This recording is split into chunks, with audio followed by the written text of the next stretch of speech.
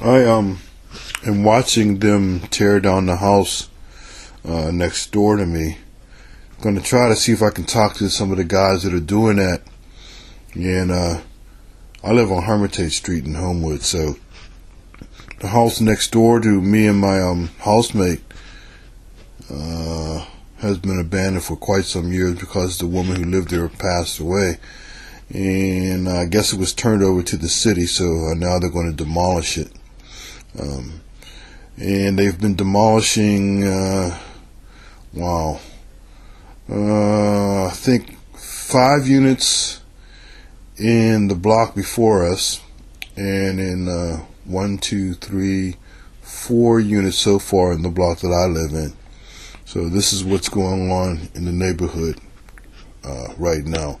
And they're going to be tearing down another set of row houses, which they did in the block before us, and also another additional house on the block that I live in. So I think that's like 1, 2, 3, 4, 5, 6 or 7 houses in my block alone, in the 7300 block of Hermitage in Homewood. Okay, I'm standing outside my house on Hermitage Street, and I'm watching the guys tear down the house next to me, which is 7338 Hermitage. House has been abandoned for a few years now, but as you see in some of the different pictures, some of these houses have not been torn down yet. Some of them are scheduled to be torn down, and some of the other ones are also scheduled to be sold.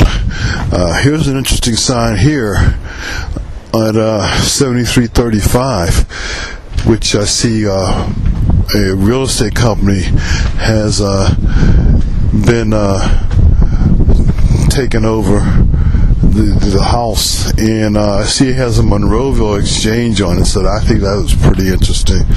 As you see, they tore down some row houses on the corner of Hermitage and Starrett Street, and they're working on some other stuff.